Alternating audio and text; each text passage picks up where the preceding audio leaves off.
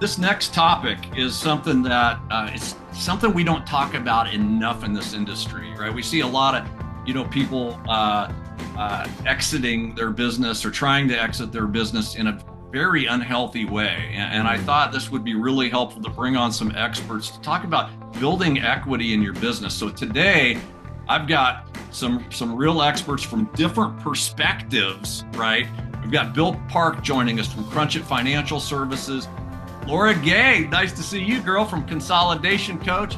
And Mark Utzig, also from Profit Builders Plus. This is a stacked panel of guys that know a lot about building equity in a business. So welcome, everybody. Thank you for joining us. Yeah. All right. How's everybody doing today? Awesome.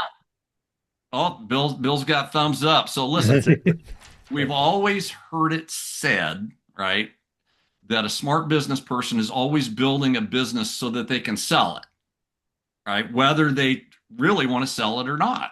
So what is this advice? I mean, what does this mean to you guys? Let me open it up with Bill. Let's start with Bill. What does this advice mean to you? You know, I think you always have to approach thing as the kind of the end in mind. And I apologize, I've been traveling for a couple of weeks and I picked up a bug, so Oh, I'm you a little sound great, man. sorry Got that about that. sexy Better not get me smoker sick. voice. Well, so yeah, I think it's a big miss actually in any entrepreneur, any business, body shop business or landscaper. It doesn't matter where you're at. If you're out there, hustling, you got a side hustle, and you're building a company. I think the last thing people think about, and I'm the same. Years ago, I was that person. I was just getting up and working 12, 14, 15 hours a day fixing cars and didn't ever think about the end in mind until somebody slapped me around, early days of my mentor and said, "What are you doing?" And it's like, well, what do you mean I'm doing? I'm building a business. Well, really? What are you going to do after you build it? I'm like, oh, I don't know. So yeah, Keep it. so I don't know. I don't know, and so there, I think it's common, and and one of the things that I do now is really try to bring that to the forefront with our clients is let's think about this. Yeah, we got some problems today, but really let's think about a decade from now, and that 10-year plan, build that trifecta model that I call it is over a 10-year plan, and start thinking in that landscape. And when we do that and have those conversations, I think the wheels start to turn and click. So you would recommend like almost a 10-year plan. Period. Yeah. Yeah, and just kind of begin with the end in mind. I really like that advice. Laura, what's your perspective on this? Why should a smart business person always build a business as though they were going to sell it, even if they choose not to? I think it's, to add on to what Bill said, definitely have to think about the end in mind. We're all gonna, retire at some point, or that's our end game, And I just recently had a client, unfortunately, passed away on New Year's Eve. Like, wasn't expected. It was totally unexpected. He and I have been talking for 2 years about exiting his business. We've been working on growth and increasing his sales and other things to increase the value of his shop. So, I mean, I think that's a big part. You just don't know what's going to happen in life and, where things are going to go, what your health is going to allow. Technology. There's just so many different, moving parts in business, whether you're in collision or whatever you're in. And I think you just have to really be focused in the business every day, be engaged, and you just can't come in and be, like a fishing bobber. You can't be just bobbing along on top of the surface and just letting your business run you. You need to run it and really be Uh, focused and engaged in everything what in your That's business. what I'm hearing is that the way this quote resonates with you is you never know, the unexpected could happen, and we've got to be prepared for that. Yeah, and also, I think, depending on where you are in life, once consolidation ends, there's going to be a significantly, I mean, 90% of the buyers are going to be gone. And once that happens, values of shops are going to go down significantly. It's going to be a lot harder to sell. I think that's also something else to keep in mind, when you're planning your exit and keeping it in mind, is there still going to be, buyers existent? Interesting. Mark, what's your take on this, buddy? So, hey, Mark, how are you doing today from Mr. Wisconsin? Yeah. Um, yeah, the big part of this is for retirement. Most small businesses, 80% of their retirement is their business. So if you don't Mm, invest in your business, you're not investing in your retirement, first of all. Um, and the other side of it too is that it's like 98% of small businesses have no idea what their business is worth. yeah. And they're too small to hire like a M&A firm or somebody to, because it costs a lot of money to do an appraisal on a business. So it's very important to build that equity in your business. Yeah, I find that true. I mean, it's like a majority I mean, and again, some of these are three, five, $10 million a year companies, and they just don't know what their business is worth. So you're seeing that out there quite a bit too, Mark. Yes, yes. And what I tell people is you got to have a plan. You got to come up with a plan as to what you're doing. And nowadays, the plan that you had 5 years ago doesn't work. Hmm. It's got to be, and the plan has to be super dynamic because the world changes every day. Mm. And you got to be on top of it. Yeah. So like Bill said a 10-year plan, but that Bill, I'm assuming that 10-year plan is also going to be dynamic. It's got to be Well, have some yeah, Update it. flexibility. it's a 10-year plan. So Yeah. it's like every year it's a 10-year plan, right? And from my perspective, or I think when I finally started to get it is I'm building the 10-year plan so I understand how my business generates money, number one, and how I have to measure that money and then what I do with that money. And there's asset classes. So you look at I look at, one side of the yellow sheet is money machine, the other side is assets. And how do you get money machine, buying assets? And then what that does over a decade or 2 decades, it gives you choice. It gives you exit choice. It gives you choice to succession plan or employee sell or sell to a strategic buyer. That's really, I think, the position that entrepreneurs need to get themselves in is learning that early, do that for 2 decades, and Mhm. then the exit is so much easier because you're going to be sitting there and have full control over which one you want to choose. Mm. Yeah, so I heard somebody the other day say something that, and I hadn't really thought about it in these terms, but they said the business is not what you build uh, wealth from to retire on, but it's the business is there to generate cash to invest in things that you can retire on. Do you agree with that, Bill? 1000%. Yes. Could you be any more sure? So I actually, 1001. yeah, exactly. I have a question for Laura. Actually, when you're working with shops that are preparing to sell their business, what is like the number one hurdle that seems to get in their way? What is the lowest hanging fruit, if you will, for them to focus on? Great question. And I'll be honest, I get asked this a lot. And Mm. it's not what you really honestly would believe. And I think, and when I say this, I'm referring to like third party sale to like a consolidator, private equity, somebody like that. Mhm. And that is honestly, a lot of times people want to sell like right now, and then there's no buyers or there's a limited amount of buyers. And it's like, I compare it to a hurricane. I live in Florida. We get hurricanes when a hurricane comes, you're going to pay double for what a generator would cost. But if you bought a generator, during, the middle of winter when we don't have hurricanes, that's when you can get a generator for, 75% off. So it's just one of those things that when you're ready to sell, it's not always when people are ready to buy. It's timing, location and timing. And then there's a whole host of other things that, drive those things. But to me, that's the biggest hurdle when you're talking about third party sale. Mhm. And then if you're just talking about it in general, I would say it's profit margins and sales are the two number one driving things, beyond. I'm assuming Laura that some of the people that come to you are in a very what I would call reactionary Mm. state, right? They're like, I'm tired Yep. of this business. I just want to get the hell out. I haven't planned for any of this. Just let me exit now. They are the failure to plan people that we're talking about right now, that are the fish and bobber that's just, bobbing along the lake every day, allowing their shop to run them instead of them running the shop. And they're just burnt out and fried. And quite honestly, that is probably, I'd say, 65% of my clientele. Yep. Interesting. So let me go to Mark and Bill here for a second. Let's talk about equity for a minute. Are your new clients, like when you bring on a new client or you meet somebody new like that, are they typically aware of the value of their business? I mean, what's most of them aren't, and No, and and if they're not, what is usually the first like low hanging fruit to help them improve their equity in their business? What are you guys seeing out there? Dave, I see it. Obviously, I get back to the plan. You got to have a plan. And a good example is 2 days from now is the Super Bowl. And do you think those two teams have a game plan? They have a super game plan at this Yeah, point. And is that plan dynamic? You bet it is. They can change at a moment's notice, that business plan or that game plan. And that's true in today's business.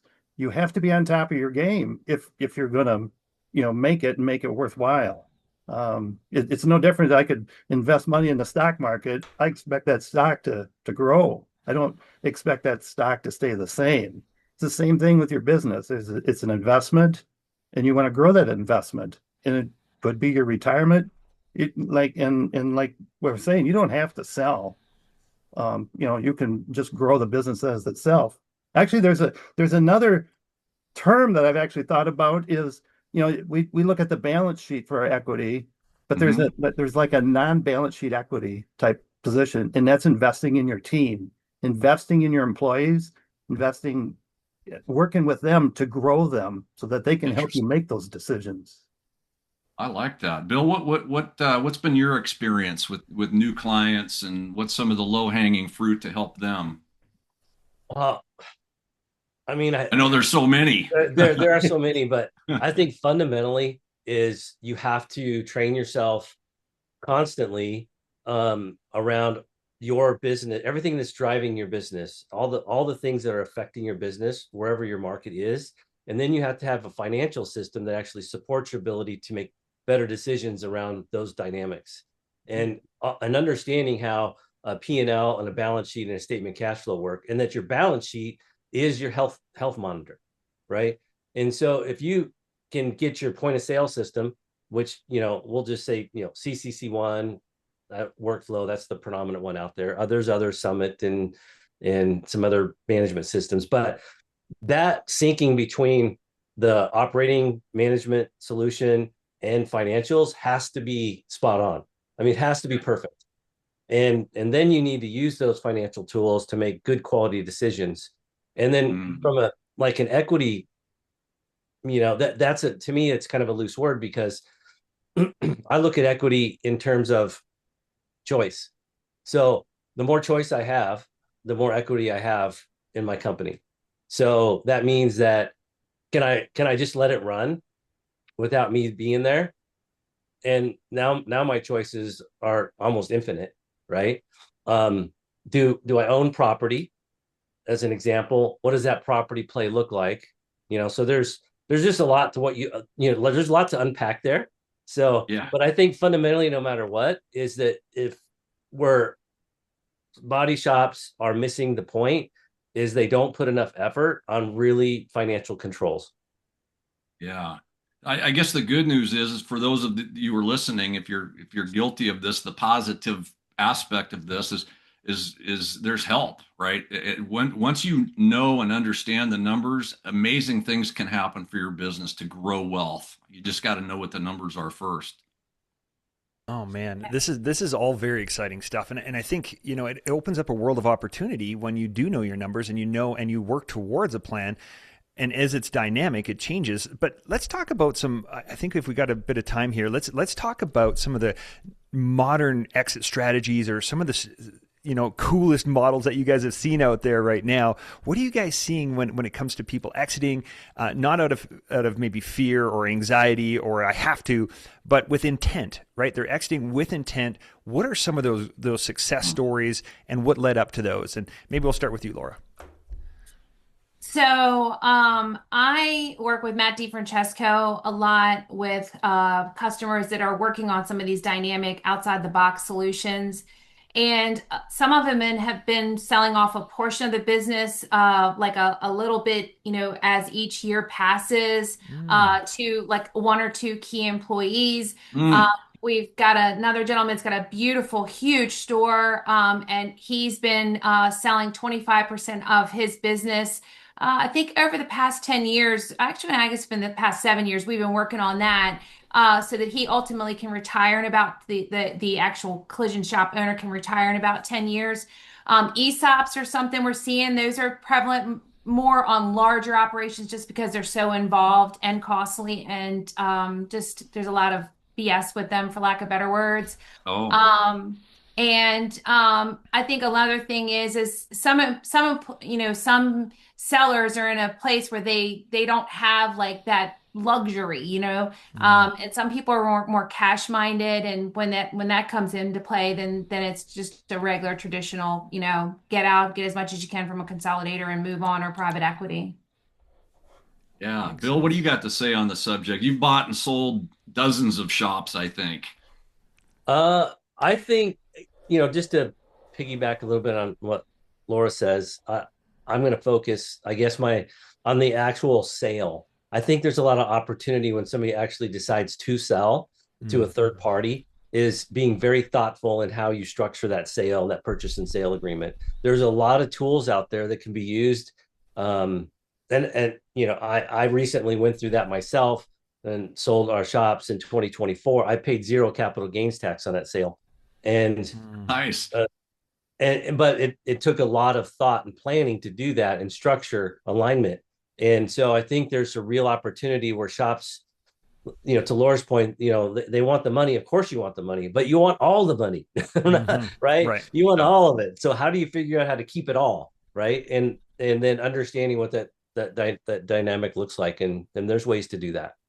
Tax mitigation is key. I agree. That's a very key element to selling, whether you're selling to a third party or to one of your employee and woof, that's a new word, employees, or whoever you're, doing the transaction to. That's definitely a key element. That's good. Mark, what can you add to that? Two parts here. First of all, if you are going to sell your business, you need a team. Because you need many different aspects to be looked at. So you need a team of people to help you come up with how you're going to do this.